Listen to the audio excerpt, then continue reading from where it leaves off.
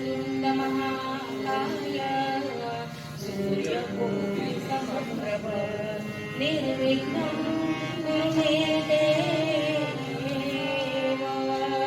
सर्वकार्येषु सर्वदा सजयति सिन्दूरवदनो देवो यत्पादपङ्कज स्मरणं वासरमणिरिव तमसा राशिर्नां क्षयति विघ्नानाम् अविरलमदजलनिवहं भ्रमरकुलानिक सेवित कपोलं अभिमतफलदातारं कामेशं गणपतिं वन्दे या कुन्देन्दु तुषारहारधवला या शुभ्रवस्त्रावृता या वीणावर दण्डमण्डितकरा या श्वेतपद्मासना या ब्रह्माच्युतशङ्कर प्रभृतिभिर्देवैः सदा वन्दिता सा मां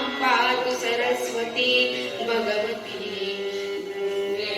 वेशधाढ्यापहा मूकं करोति वाचालं पङ्गुं लङ्घयते गिरिं यत्कृपातमहं वन्दे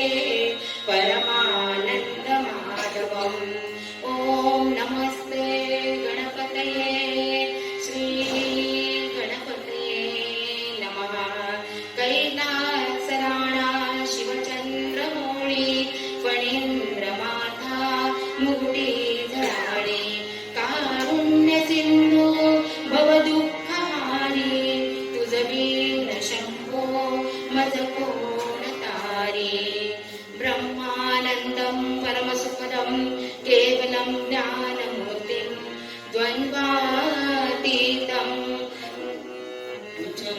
तत्त्वमस्यादिलक्ष्यम् एकं नित्यं विमलमचलं सर्वदी साक्षिभूतं भावातीतं त्रिगुणरहितं सद्गुरुं नमामि पुण्डलीकवरदा हरिविठ्ठल श्री ज्ञानदेव तुकाराम देवर्षी नारद स्वामी महाराज की जय पंढरीनाथ भगवान की जय नमः पार्वती पते हर हर महादेव महान साधु श्री मोरया गोसावी महाराज की जय मंगलमूर्ती मोरया जय जय रघुवीर समर्थ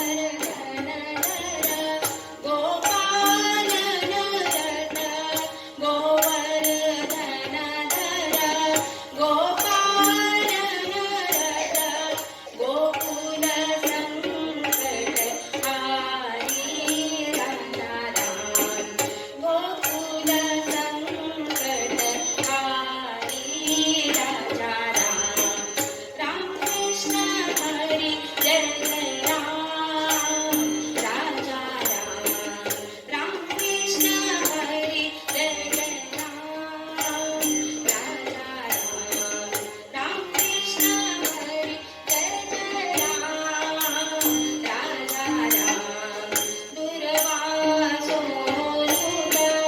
दुःखविमोचक दुर्वासोनुत दुःखविमोचक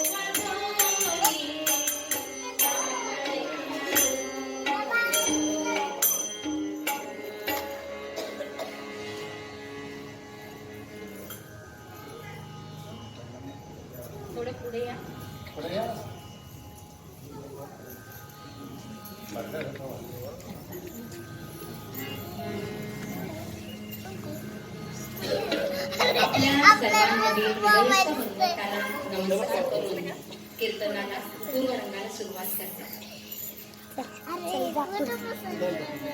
अज्ञानतिमिरान्धस्य ज्ञानाञ्जनशलाकया चक्षुरुन्मीलितं येन तस्मै श्री गुरवे नमः. सद्गुरुनाथ भगवान की जय. अज्ञानी जीवाच्या जीवनातला अज्ञान दूर करणारे सद्गुरू त्यांना माझे अनेक वाट प्रणाम असो. आज निरूपणाला घेतलेला अभंग आपणा सर्वांना कळलेलाच आहे. संत श्रेष्ठ संत शिरोमणी जगद्गुरु तुकाराम महाराजांचा, ज्यांचा जन्म देहूत झाला आणि साऱ्या देहू गावाला तीर्थक्षेत्राची ख्याती प्राप्त झाली. असे सदैव प्रातस्मरणीय असं ज्यांचे जीवन चरित्र, असे तुकाराम महाराज. विठ्ठलच करतो आणि विठ्ठलच पाहतो अशी ज्यांची विठ्ठलमय वृत्ती, असे संत श्रेष्ठ तुकाराम महाराज. त्यांच्याविषयी माझ्यासारख्यांनी काय खरं सांगावं, पण मोरोपंत म्हणतात, कर जोडी तो सुटाया, कर जोडी तो सुटाया, तनुरूपा ताप घे तुकारा मी, की सतनु मुक्त झाला, की सतनु मुक्त झाला, योगाची सिद्धी तुकारामी. जगद्गुरु तुकाराम महाराज की जय. पंढरीनाथ भगवान की जय. मोरोपंत म्हणतात, कर जोडी तो सुटाया, तनुरूपा ताप हे तुकाराम. माझ्या तनुचा ताप कमी व्हावा याकरता मी हात जोडतो. कोणाला? तुकाराम महाराजांना, ज्यांनी सदैव वैकुंठीचे गेले आणि योगाच्या सिद्धीने त्यांनी आपला देह वैकुंठी नेला. अशा तुकाराम महाराजांना मी माझ्या तनुचा ताप कमी व्हावा याकरता नमस्कार करतो, असं मोरोपंत म्हणतात. मोरोपंतांच्या अनेक आर्या तुकाराम महाराजांच्या वरती त्यांचं महत्व सांगणाऱ्या आहेत. त्यात मुकुटमणी संतांचा सगळ्यांना माहितीच आहे, अनेक आहेत. पण आता हा अधिकार तुकाराम महाराजांचा. आणि असे हे तुकाराम महाराज जेव्हा भंडारा डोंगरावरती चिंतना करता, नामस्मरणा करता जात होते, त्यावेळेस त्यांच्या हातून घडलेले अनेक अभंग आणि जे सोपे, ज्याची गेयता अत्यंत सोपी, सर्वसामान्यांना आपल्यासारख्यांना समजणारे अभंग, प्रश्न त्यांचा आणि उत्तरेही त्यांचंच, अशी त्यांची लिखाणाची पद्धत. आणि त्यामुळे ते आपल्याला सांगतायत, आजच्या आपल्याला जर जीवनामध्ये परमेश्वरापर्यंत पोहोचायचं असेल, मोक्ष मार्गाला जायचं असेल, या अत्यंत दुर्लभ अशा नरतनूचं सार्थक करून घ्यायचं असेल, तर तुकाराम महाराज म्हणतात, सद्गुरु वाचोने सापडे ना सोय, धरावे ते पाय आदी आदी. शाश्वत सुखाकरता मनुष्य मिळेल त्या मार्गाने, मिळेल तसं, वाटेल तसं, त्याला पाहिजे तसा तो सतत ते सुख मिळवण्याकरता धडपडतच राहतो. अहो, हे धड पडतं, पण त्या धडपडीला यश येत नाही, दुःख मात्र पदरी पडतं. जीवाला असा प्रश्न पडतो की मी काय करावं म्हणजे मला त्या परमेश्वरापर्यंत पोहोचता येईल, ते सुख अनुभवता येईल, तो सच्चित आनंद मला मिळेल, असं मी काय करावं. कारण असं आहे, मरण हाक ती चुकेना, देह वाचविता वाचेना. जन्माला आलेली व्यक्ती ही एक ना एक दिवस तिला जायचंच आहे. मग या मरणाचं जे भय आहे ना, मनुष्याला सर्वात जास्त भय कशाचा आहे, तर आपल्या मृत्यूच आहे. आणि त्यामुळे हे भय कशाने कमी होईल बरं? आणि आपल्याला जीवनामध्ये योग्य मार्ग कोण देईल? तर आपल्याला तुकाराम महाराज सांगतात, सद्गुरु वाचोनी सापडे ना सोय, धरावे ते पाय आदी आदी. असं आहे, आतापर्यंत तुकाराम महाराज म्हणतात की तुम्ही अनेकांचे नको त्या गोष्टी करता, साध्या कुठल्या तरी फायद्या करता पाय धरले. मग आता तुम्हाला तुमच्या जीवनाचं सार्थक करायचं असेल, त्या परमेश्वरापर्यंत पोहोचायचं असेल, तर मग अत्यंत जीवनातली आवश्यक गोष्ट म्हणून काय केलं पाहिजे? धरावे ते पाय आदी आदी. पहिल्यांदा त्या सद्गुरूंचे पाय धरा म्हणतात. बरं, हे शब्द दोनदा वापरला काय? आधी आधी का बरं? त्यांच्याकडे काही शब्दसंग्रहाला कमतरता होती का? पण तसं नाही, त्यातही अत्यंत गहन अर्थ भरलाय. म्हणजे ते म्हणतात पहिला शब्द आधी जो आहे तो शरीराच्या व्याधींकरता आहे आणि दुसरा आधी जो आहे तो मनाच्या व्याधींकरता आहे. म्हणजेच आपलं शरीर हे रोगांच्या अधीन होण्याआधी आणि मन विकारांच्या अधीन होण्याआधी काय केलं पाहिजे? धरावे ते पाय आधी आधी. पहिल्यांदा त्या सद्गुरूंचे पाय धरा. असं आहे. अत्यंत प्रखरपणे किंवा स्पष्टपणे ते सांगतायत की तुम्हाला जर सद्गुरूंशिवाय सोय सापडणार नाही बरं, त्या भगवंतापर्यंत जायची, तुम्हाला त्यांचे पाय धरायला पाहिजे. असं आहे. दोनदा एखादा शब्द वापरला ना की त्याला ठामपणा येतो, त्याला निरुक्ती करणं म्हणतात. आपण बायका सुद्धा भजनाला जायचं असलं की सांगतो की नाही, उद्या आपल्याला 5 वाजता भेटायचंय ना भजनाच्या ठिकाणी, इथे भोलेश्वर मंदिरात आपल्याला 5 वाजता यायचंय, लक्षात ठेवा ग 5 वाजता. सहज दोनदा सांग का? पक्केपणा त्या गोष्टीला येतो. आणि असं आहे जीवनामध्ये तुम्हाला जर भगवंतापर्यंत जायचं असेल तर तुमचा सद्वंशातला जन्म, तुमचं शिक्षण, तुमचं वय, तुमचा पैसा काहीही कामी येणार नाही. फक्त सद्गुरु कृपा तुम्हाला भगवंतापर्यंत नेऊ शकते. आणि त्यामुळे तुकाराम महाराज म्हणताय की धरावे ते पाय आधी आधी, सद्गुरु वाचूनी सापडे ना सोय, धरावे ते पाय आधी आधी. अहो असं म्हणतात नरसिंह अवतार घेतला तेव्हा नरसिंह जेव्हा तो भगवंत बाहेर आला तेव्हा गुरुगुरत नव्हे तर गुरु गुरु शब्द व्याकरण अविरासित, म्हणजे गुरु गुरु म्हणत बाहेर आला. असं कीर्तन मार्तंड विठोबा अण्णा दप्तरदार म्हणतात. म्हणजे सद्गुरूंशिवाय या जीवनामध्ये तरणोपाय नाही. असं आहे. साध आपल्याला कुठेतरी 8 दिवसाकरता तीर्थयात्रेला जायचं असेल, कुठे जायचंय ट्रिपला, तर आपण किती सोय करतो? बॅग भरताना आधी कपडे तर पाहिजेत, रोज वेगवेगळे, औषधं घ्या, पाणी घ्या, सगळं लागतं ना बरोबर.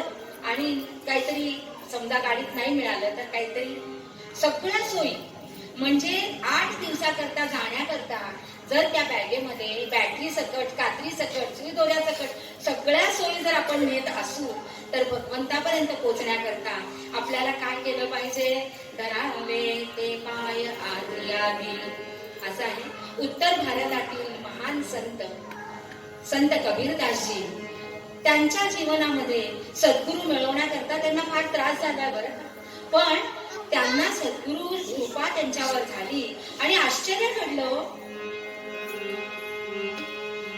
गुरु गोविंद दोखडे, गुरु गोविंद दोखडे, काके लागू पाव, काके लागू पाव, बलिहारी गुरु आपने,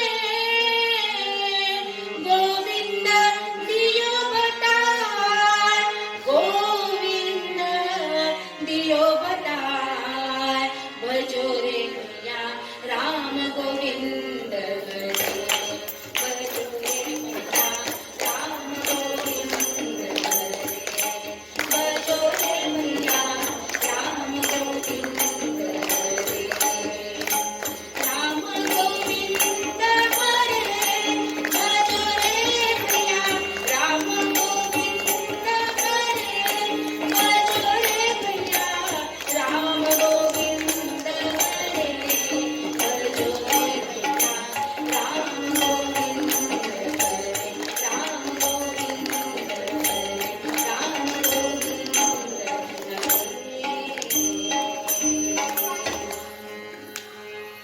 असं आहे.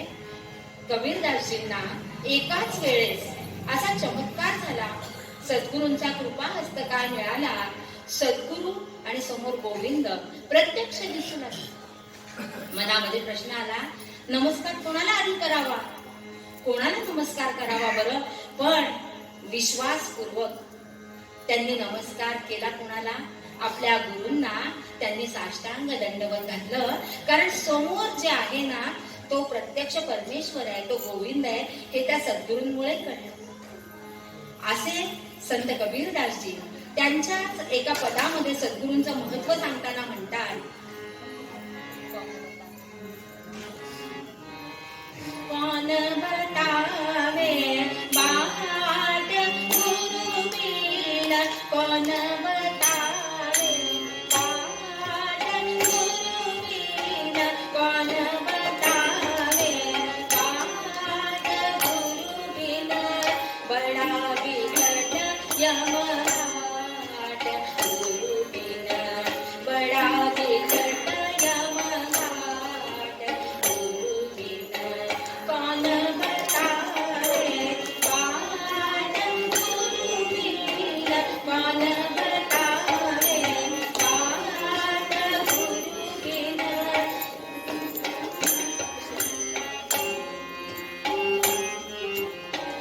कौन बतावे बाट गुरु बिन, काम क्रोध दम पर्वत ठाणे, काम क्रोध दम पर्वत ठाणे, लोभ चोर सांगात गुरु बिन, लोभ चोर सांगात गुरु बिन, कौन बतावे बाट गुरु बिन, कौन बतावे बाट गुरु बिन, भ्रांती बड़ी नदिया बीच गो, भ्रांती बड़ी नदिया बीच गो, अहंकार की लाट गुरु बिन, अहंकार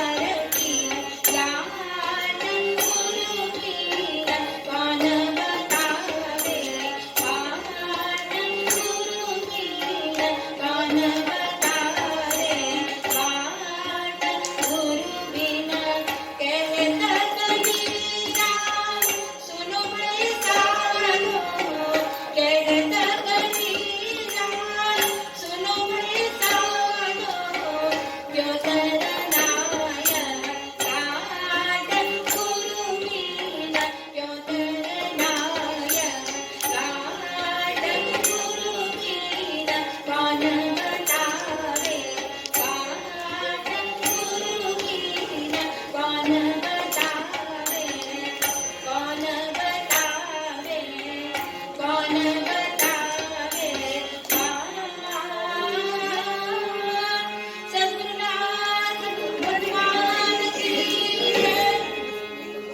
संत कबीरदासजी म्हणतात, कौन बतावे वाट गुरु बिना, कौन बतावे वाट, काम क्रोध दौ पर्वत ठाणे, काम आणि क्रोधाचे दोन पर्वत आहेत मोठे, छोटस काही नाहीये, मोठमोठे पर्वत.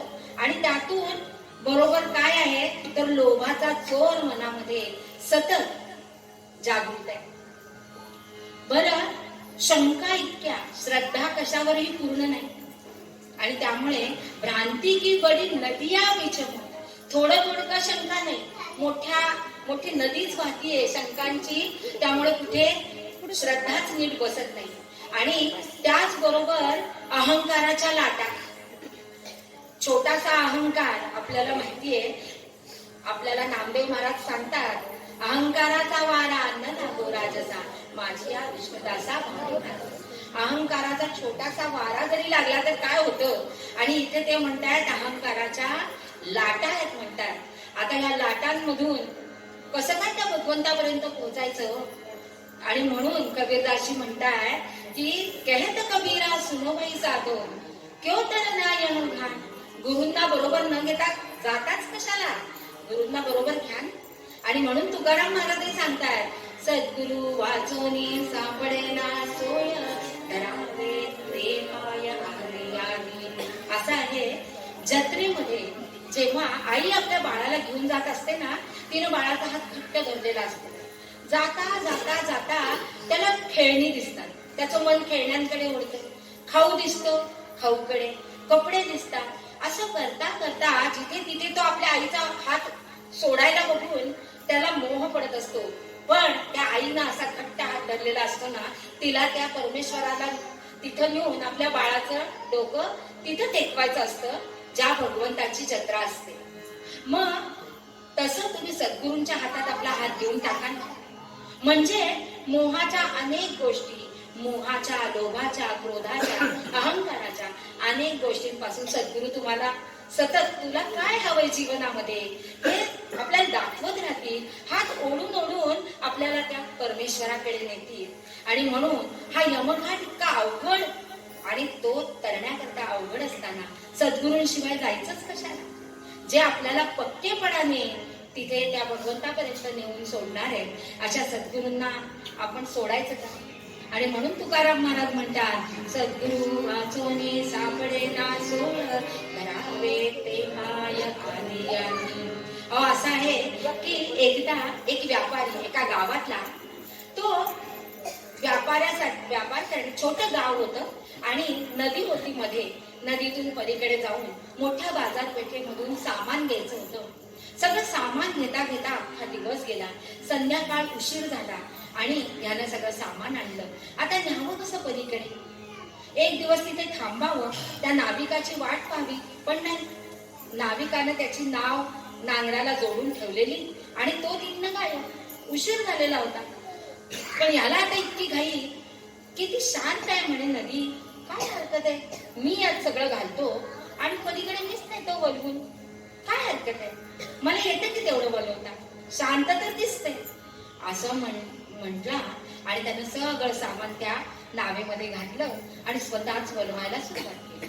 थोडं थोडं शांत होती ती, लाटा नव्हत्या, शांतपणे मध्यापर्यंत आला. आणि आपल्याला माहिती आहे पाण्याचा, पावसाचे आपण अनेक चमत्कार या पावसाळ्यात पाहिलेले आहेत.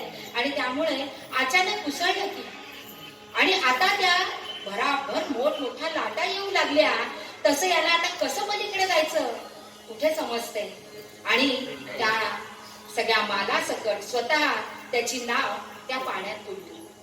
खरं तर नाविक जो आहे ना, तो सद्गुरूंसारखा आहे बरं का. त्या नाविकासाठी थांबला असता, त्याला बरोबर घेऊन गेला असता, तर पलीकडे व्यवस्थित गेला नसता काय. पण नाही, माझं मी करू शकतो, ही स्वतःमध्ये अहंकार आहे, माझं मी करू शकतो. पण नाही करू शकत आपण, आपल्याला वाटतं. पण आपल्याला सद्गुरूंशिवाय आपण त्या परमेश्वरापर्यंत पोहोचणं अत्यंत कठीण आहे. आणि त्यामुळे आपल्याला तुकाराम महाराज सांगतात, सद्गुरु वाचोनी सापडे ना सोड, धरावे ते माय आलियानी. पुढे काय म्हणतात, आपणासारखी करीती तत्काळ, नाही काळ वेळ तयाला. आपल्यासारखीच करून टाकतात, थोडाही वेळ घेत नाही. असं आहे, तुम्ही सद्गुरूंना पर्यंत गेला, त्यांचं शिष्यत्व पत्करलं ना, की ते तुमच्याकडून सगळ्या प्रकारची साधना करून घेतात, तुम्हाला साधनेमध्ये निरट ठेवतात. आणि तुमची पक्की तयारी, तुमची पक्की बैठक झाल्यानंतर तुम्हाला ते कृपा आशीर्वाद, त्यांचा कृपेचा हस्त तुमच्या मस्तकावर ठेवतात. आणि तो परमेश्वर हा शुद्ध, बुद्ध, अनंत असा, निराकार असा तो आहे, याची जाणीव ते करून देतात. असं आहे की त्यामुळे आपल्याला सद्गुरू आणि गुरु याचा फरक देखील कळला पाहिजे बरं का. गुरु म्हणजे विद्यालयामध्ये आपल्याला जीवन व्यवहार शिकवणारे ते गुरु, पण समोर असलेला भगवंत आणि मी एकच आहे ही आपल्या बुद्धीची पक्केपणाने खात्री करून देणारे ते सद्गुरू. आणि त्यामुळे असे सद्गुरू आपल्याला आपली पक्की तयारी करून घेऊन आपल्याला कृपाहस्त देतात आणि त्या परमेश्वरापर्यंत आपल्याला ते घेऊन जातात. असं आहे की ऋषी वशिष्ठ आणि विश्वामित्र यांच्यामुळे राम हा प्रभू रामचंद्र झालेला आहे. सांदीपनी ऋषींमुळे, त्या गुरूंमुळे कृष्ण हा द्वारकाधीश कृष्ण झालेला आहे. आणि आपले ज्ञानेश्वर माऊली देखील म्हणते की माझ्या गुरूंमुळे निवृत्ती प्रसादे, कायम प्रत्येक अभंगामध्ये आहे की निवृत्ती प्रसादे, मी जे काही करतोय ते माझ्या सद्गुरूंमुळे. अहो ते माऊली झाले साऱ्या विश्वाचे, सद्गुरूंमुळे आणि आपले शिवाजी महाराज देखील आपल्या जगद्गुरु संत तुकाराम महाराज आणि आपले रामदास स्वामी यांच्या कृपा आशीर्वादाने आपलं हिंदवी स्वराज्य गो ब्राह्मण प्रतिपादक असं राज्य त्यांनी निर्माण केलं. असे हे सद्गुरू आपल्या भक्ताला आपल्या शिष्याला आपल्यासारखेच करतात. आणि त्यामुळं रामदास स्वामी एके ठिकाणी म्हणतात, जो मुमुक्षु आहे, ज्याला मोक्ष मिळावा, आपण त्या परमेश्वरापर्यंत जावं असं वाटतं, त्यानं काय केलं पाहिजे? जयासी वाटे मोक्ष व्हावा, तेणे सद्गुरु करावा, सद्गुरु वीण मोक्ष पावावा, हे कल्पांती न घडे. जय जय रघुवीर समर्थ. समर्थ म्हणतात, जयासी वाटे मोक्ष व्हावा, तेणे सद्गुरु करावा, सद्गुरु वीण मोक्ष पावावा, हे कल्पांती न कधीही घडणार नाही. गुरूंना बरोबर घेतल्याशिवाय तुम्हाला मोक्ष कधीही मिळणार नाही. आणि ज्ञानेश्वर माऊली देखील स्वतःच्या अनुभवांनी त्यांच्याच एका अभंगात म्हणते,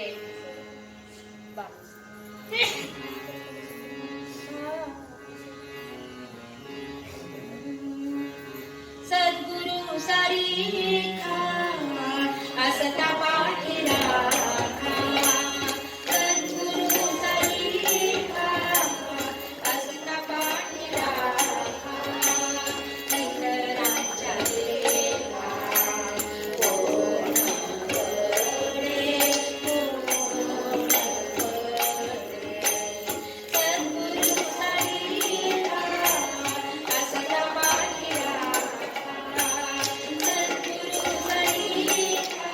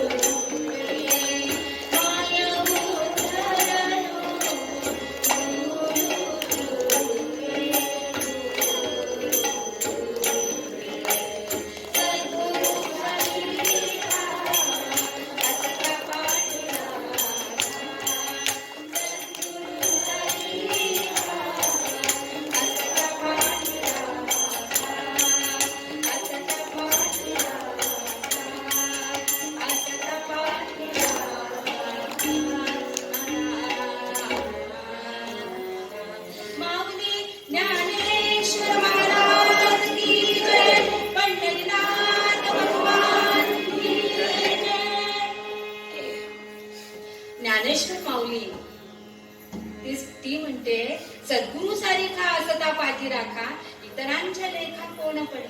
सद्गुरूंसारखा पाठीराखा एकदा घेतल्यानंतर बाकी कोणाची गरज काय आपल्याला.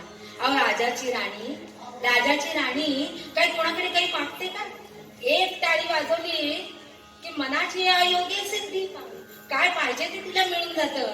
मग अशा सद्गुरूंच्या जवळ आपण आहोत, सद्गुरू काही आपल्याला द्यायला तयार आहेत, मग इतरांच्या मागे कशाला लागायचं. असं आहे ना, कल्पतरू तळवटी जो कोणी बैसला. सद्गुरू म्हणजे कल्पतरू म्हटलंय आणि त्या कल्पतरूंच्या छायेखाली आपण बसलोय आणि आपल्याला जे पाहिजे, जी इच्छा करू ती आपल्याला ते देणार आहे सद्गुरू. मग आपण इतरांच्याकडे जायचंच कशाला. असं आहे, तुम्ही सद्गुरूंकडे गेला आणि साधना केलीत ना की तुम्हाला लौकिकातल्या गोष्टी त्या कल्पतरूच्या तळवटी बसून सुद्धा मागायची इच्छा होणारच नाही. तुम्हाला फक्त भगवंत पाहिजे, बाकी तुम्हाला काही नकोय, अशी तुमची त्यावेळची अवस्था असणार आहे. आणि त्यामुळे तुम्हाला दुसरं काय पाहिजे, तुम्हाला परमेश्वर पाहिजे आणि तोच तुम्ही मागणार आहे त्या कल्पवृक्षाच्या खाली. मग ते सद्गुरू कल्पवृक्षरूपी आहेत, ते नाहीत का देणार आपल्याला, नाही का देणार आपल्याला त्या भगवंतापर्यंत. आणि त्यामुळे ज्ञानेश्वर माऊली स्वतःच्या अनुभवाने ते म्हणतात, ज्ञानदेव म्हणे तरलो, मी स्वतः सद्गुरूंच्या माझ्या निवृत्तीनाथांच्या कृपेनं मी तरलोय. हा माझा अनुभव मी तुम्हाला सांगतोय आणि त्यामुळे तुम्ही काय करायचं हा विचार तुम्ही करायचा. ज्ञानेश्वर माऊली म्हणते, मी तरलोय. ज्ञानदेव म्हणे तरलो मान उद्धरलो गुरु, मी उतरलो, माझं जीवन उतरून गेलं. तुम्हाला उतरून जायचं असेल तर तुम्हाला काय करावं लागेल, धरावे ते पाय आधी आधी. असं आहे, रामकृष्ण परमहंस, दक्षिणेकडचे आपले संत रामकृष्ण परमहंस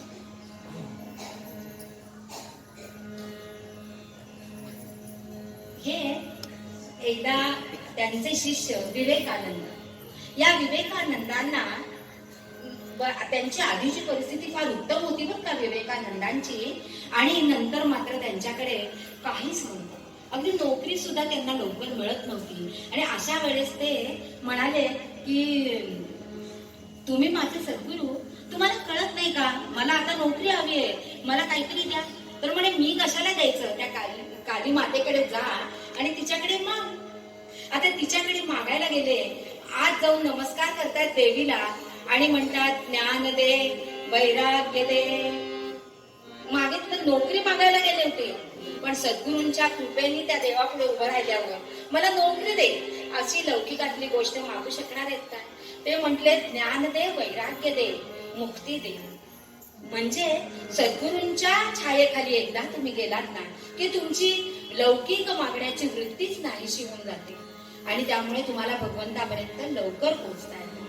आणि म्हणून आपल्याला तुकाराम महाराज सांगतात, सद्गुरु वाचोनी सापडे ना सोड, धरारे ते पाय आधी आधी, आपणा सारिखे करीती तत्काळ, नाही काळ वेळ तया लागे, लोह परिसाची न सांगे उपमा, सद्गुरु महिमा अगाधची. अहो, तो सद्गुरु त्यांना अनेक उपमा दिल्या तरी त्या फिक्या पडतात. अशा सद्गुरूंना, जे कृपेचं, जे करुणेचं भांडार आहे, अशा गुरूंना लोह परिसाची उपमा तरी शोभते काय, नाही.